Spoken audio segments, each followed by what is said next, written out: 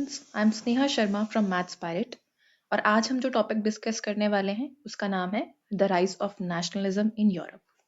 तो Europe is one of the continents. आपको पता होगा 7 कॉन्टिनेंट्स में से एक कॉन्टिनेंट है यूरोप। तो वहाँ पे नेशनलिज्म की फीलिंग का राइज कैसे होता है, कैसे लोगों को ये पता चलता है कि वो एक नेशन को बिलोंग करते हैं, उसको हम इस चैप्टर में, इस टॉपिक में थोड़ा सा डिस्कस करने वाले हैं। तो पहले तो एक ब्यूटीफुल सी आपको प्रिंट, एक ब्यूटीफुल सी इमेज आपको दिखाई दे रही होगी यहाँ पे। इस इमेज के बारे में कुछ डिस्क्रिप्शन है नीचे, हम उसको देखते हैं कि इस इमेज में क्या है, इसमें जो पेंटर है वो क्या कहना चाह रहा है। उसके बाद हम अपने टॉपिक में आगे प्रोग्रेस करेंगे। तो सबसे पहले तो ये लोग क्या बोल रहे हैं। इन 1848 Frederick सोरू, a French artist, prepared a series of 4 prints visualizing his dream of a world made up of democratic and social republics. तो फ्रेडरिक सोरू नाम का एक फ्रेंच आर्टिस्ट, एक फ्रेंच पेंटर क्या करता है, ऐसे कुछ 4 प्रिंट्स तैयार करता है। जो हमें एक प्रिंट, उनमें से एक प्रिंट दिखाई दे रहा है, तो ऐसे 3 और प्रिंट्स उसने प्रिपेयर किए थे। और इसमें वो क्या विजुअलाइज करने की कोशिश कर रहा है, इन प्रिंट्स के थ्रू वो क्या बताने की कोशिश कर रहा है, अपना dream of a world made up of democratic and social republics. कि डेमोक्रेटिक और सोशल रिपब्लिक्स वाली कंट्रीज जब एक साथ इकट्ठी हो जाएंगी, जब वर्ल्ड में मोनार्की नहीं होगी, डेमोक्रेसी होगी, ठीक है, रिपब्लिक का रूल होगा, सोसाइटी का रूल होगा, तो वो सोसाइटी कैसी होगी, ऐसा एक आइडिया फ्रेडरिक सोरू अपने इन 4 प्रिंट्स के थ्रू इसमें प्रेजेंट कर रहे हैं। तो इस पर्टिकुलर प्रिंट में हम लोग क्या देख रहे हैं, we are seeing peoples of Europe and America. तो यहाँ पे यूरोप की जो देश हैं और अमेरिका जो है उसके लोग आपको एक लाइन में चलते हुए दिखाई दे रहे हैं। वो लोग क्या कर रहे हैं, they are marching in a long train और वो होमेज पे कर रहे हैं to the Statue of Liberty. Statue of Liberty आपका अमेरिका में लोकेटेड है, हम सबको ये पता है। तो ये लोग क्या कर रहे हैं, एक ट्रेन की फॉर्म में एक लंबी सी लाइन में मार्च कर रहे हैं और होमेज पे कर रहे हैं, मतलब श्रद्धांजलि दे रहे हैं स्टैचू ऑफ लिबर्टी को। अभी क्या कहने की कोशिश कर रहा है कि artists of the time of French revolution personified liberty as a female figure. तो उस टाइम पे क्या था कि लिबर्टी को एक फीमेल की तरह देखा जाता, बल्कि लिबर्टी क्या है, एक फेमिनिन चीज है। आप नाम से ही आपको सुन के हल्का फुल्का फील हो रहा होगा कि लिबर्टी थोड़ा सा फीमेल साउंड कर रहा है। तो उस टाइम के जो आर्टिस्ट थे तो वो कैसे लिबर्टी को पर्सोनिफाई करते थे, एज अ फीमेल फिगर, इसलिए उन्होंने यहाँ पे स्टैचू ऑफ लिबर्टी का मेंशन किया है।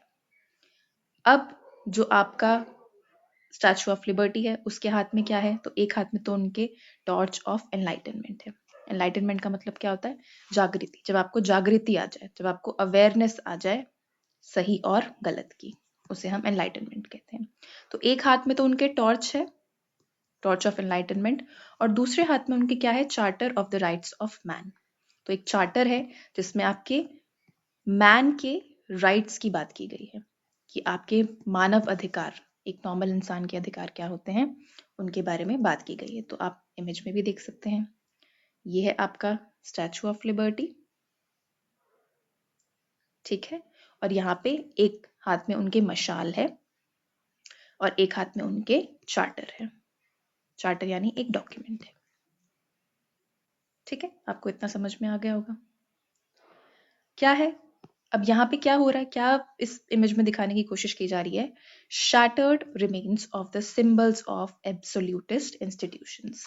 कि एक हाथ, एक टाइम पे तो लिबर्टी की बात हो रही है, एक टाइम पे एनलाइटनमेंट की बात हो रही है, राइट्स की बात हो रही है, और ये सब बातें क्यों हो रही हैं, क्योंकि क्या शैटर हो चुका है, क्या खत्म हो गया है, एब्सोल्यूटिस्ट इंस्टीट्यूशंस। अब एब्सोल्यूटिस्ट इंस्टीट्यूशंस क्या होते हैं, यहाँ पे उन्होंने डेफिनेशन दे रखी है तो हम देख लेते हैं।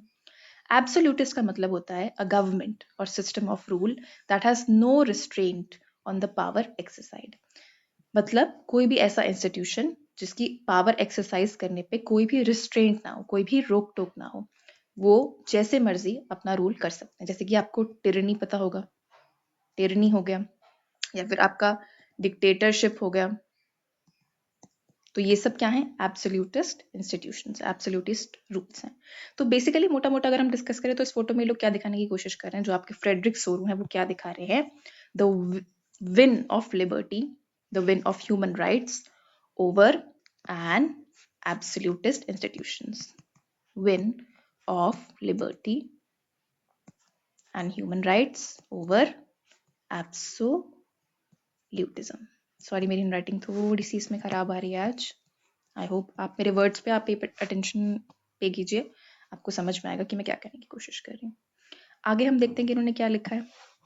इन सोरूज यूटोपियन विजन, तो सोरू का जो एक आइडिया है, एक जो उनका ड्रीम है, उस विजन में, उस ड्रीम में क्या है? The peoples of the world are grouped as distinct nations identified through their flags and national costumes. तो क्या है उनके आइडिया में कि जितने भी अलग अलग कंट्रीज के लोग हैं वो अपने अपने कॉस्ट्यूम्स में हैं, अपनी अपनी ड्रेसेस में हैं, जो उनके वहाँ एरिया के ड्रेसेस होंगे, उनकी नेशन की जो ड्रेसेस होंगी, लेकिन क्या है, साथ में खड़े हैं. They are grouped together. ठीक है, और वो हम इस इमेज में भी देख रहे हैं. हम यूरोप और अमेरिका के नेशंस देख रहे हैं, यहाँ पे अमेरिका को देख रहे हैं और यूरोप के नेशंस देख रहे हैं, और वो क्या है, एक लॉन्ग ट्रेल में मार्च कर रहे हैं, एक लॉन्ग लाइन में मार्च कर रहे हैं, और सब ऑलमोस्ट एक ही आइडिया की तरफ मूव कर रहे हैं, which is liberty and justice and freedom and human rights. तो आई होप आपको समझ में आया होगा कि इस इमेज में वो क्या दिखाने की कोशिश कर रहे हैं. आगे क्या बता रहे हैं कि इस इमेज में और क्या है. From the heavens above Christ, saints and angels gaze upon the scene. They have been used by the artist to symbolize fraternity among the nations of the world. तो ऊपर से हमको क्या देखने को मिल रहा है वहां पे? ये देखिए, आपको बहुत सारे गॉड्स एंड गॉडेसेस आपको यहाँ पे नजर आ रहे होंगे. देखिए, जीसस है यहाँ पे, और भी बहुत सारे गॉड्स एंड गॉडेसेस हैं, एंजल्स हैं. तो ये क्या देख रहे हैं? ये ऊपर से देख रहे हैं कि ये पूरा प्रोसेशन कैसे हो रहा है, और ये लिबर्टी और फ्रेटर्निटी को, फ्रेटर्निटी यानी भाईचारा, ब्रदरहुड, उसको सिंबलाइज कर रहे हैं. ठीक है, ये एंजल्स क्या कर रहे हैं? ऊपर से गेज कर रहे हैं इस सीन को, and they have been used as symbols of fraternity among the nations of the world. ये किस चीज को सिंबलाइज कर रहे हैं? फ्रेटर्निटी को, जितने भी गॉड्स एंड गॉडेसेस इस इमेज में दिखाई दे रहे हैं. ठीक है, आपको, आई होप आपको ये इमेज समझ में आई होगी, जो पिक्चर फ्रेडरिक सोरो ने ड्रॉ की थी. आगे लोग क्या कह रहे हैं? During the 19th century, nationalism emerged as a force which brought about sweeping changes in the political and mental world of Europe.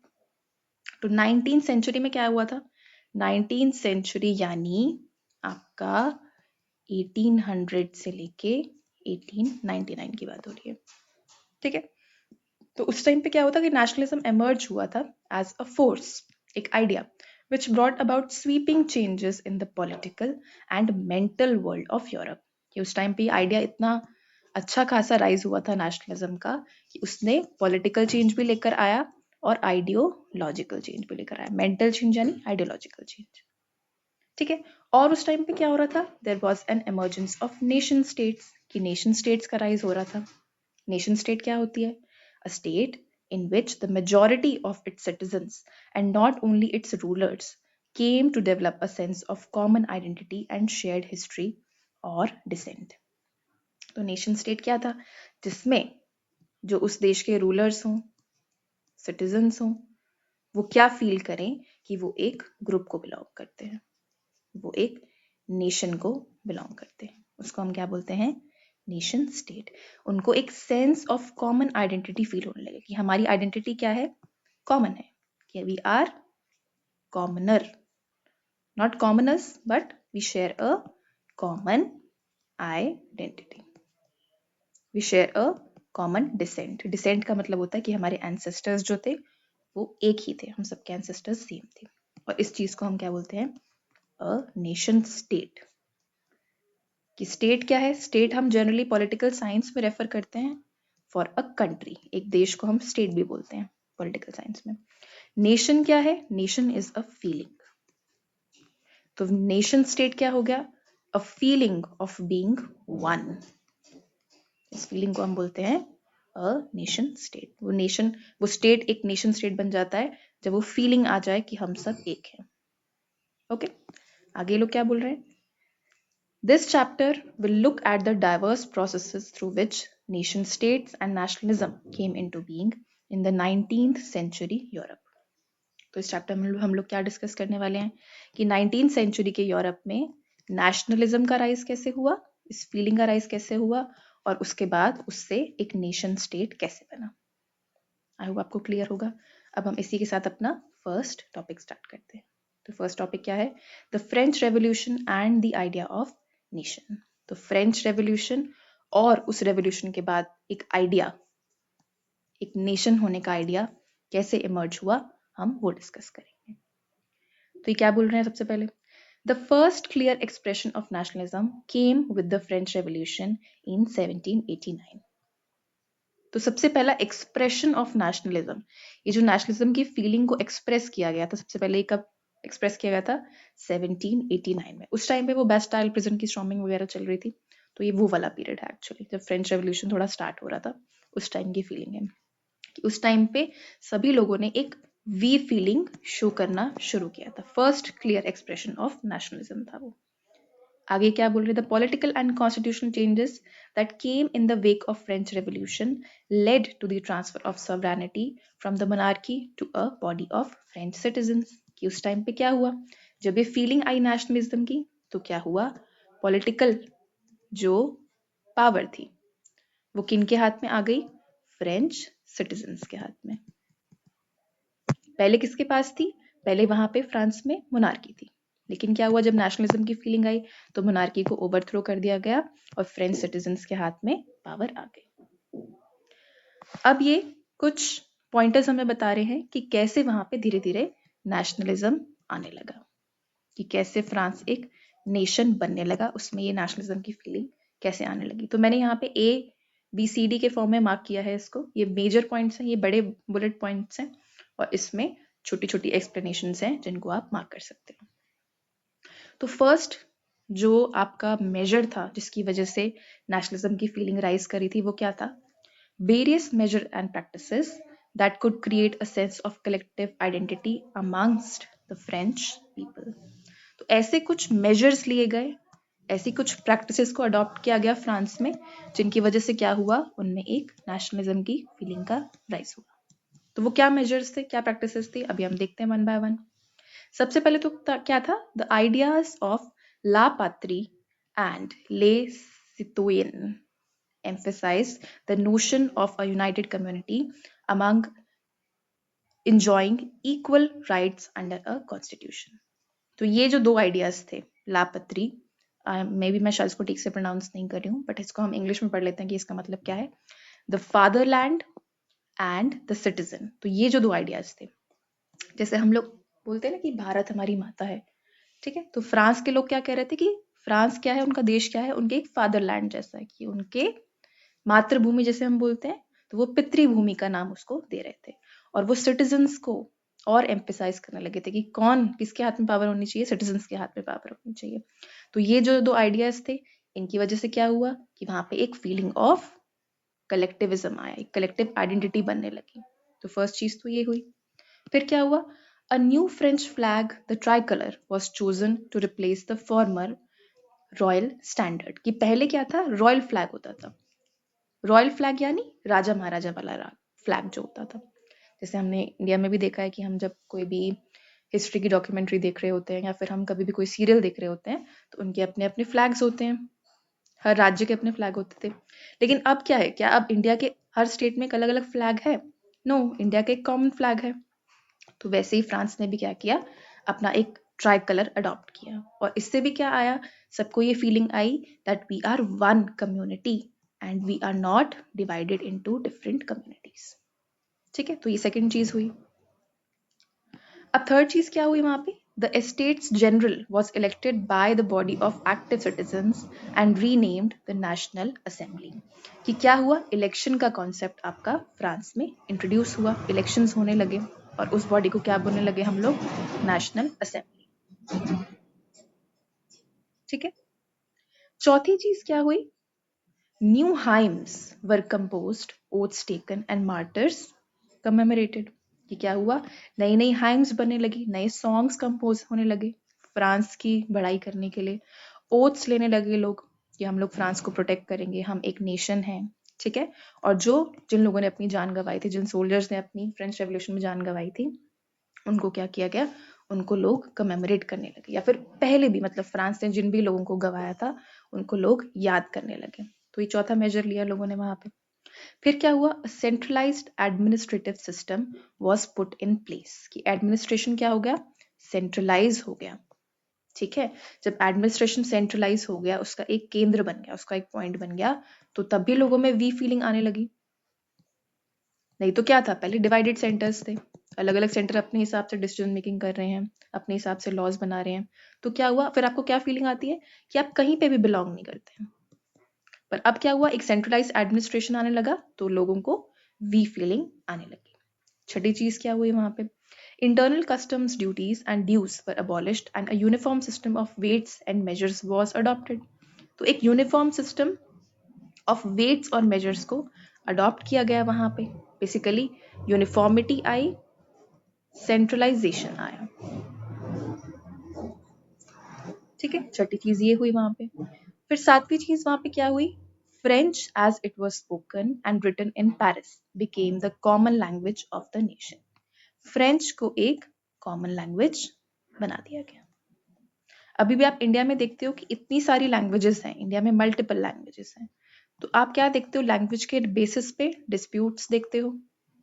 तो वो कहीं ना कहीं आपकी जो वी फीलिंग है उसको खत्म करती है। तो फ्रांस ने क्या किया, ये फीलिंग, वी फीलिंग ना खत्म हो उसके लिए उन्होंने एक कॉमन लैंग्वेज को डिसाइड कर दिया पूरे देश के लिए। तो ये थे हमारे पहला step in the direction of becoming a nation in France, to invoke the feeling of nationalism in France. तो ये मेजर हेडिंग थी और उसके नीचे कुछ सब हेडिंग्स थी, सब पॉइंट्स थे, वो आप इसी तरीके से आप उनको याद कर सकते हो। दूसरी बड़ी चीज क्या हुई फ्रांस में, when the news of events in France reached the different cities of Europe, students and other members of educated middle classes began setting up Jacobin clubs। कि जब फ्रांस में नेशनलिज्म आ रहा था, जब फ्रांस में ये सब मेजर्स अडॉप्ट किए जा रहे थे, तो क्या हुआ, अब फ्रांस के आसपास जो देश रहते हैं वहां पे भी आइडियाज स्प्रेड होने लगे। जब ये आइडियाज वहां पे स्प्रेड होने लगे, तो क्या हुआ, उन लोगों ने भी अपने जिकोबिन क्लब्स को सेटअप किया। ये एक पॉपुलर क्लब्स थे फ्रांस में फ्रेंच रेवोल्यूशन के टाइम पे, जहाँ पे आइडियाज का एक्सचेंज होता था। तो वहां पे भी जिकोबिन क्लब्स को सेटअप करना शुरू किया और इन आइडियाज को वहां पे भी अप्लाई करना शुरू किया। क्या होता था कि फ्रांस की जो आर्मी है, जस्ट अ मोमेंट,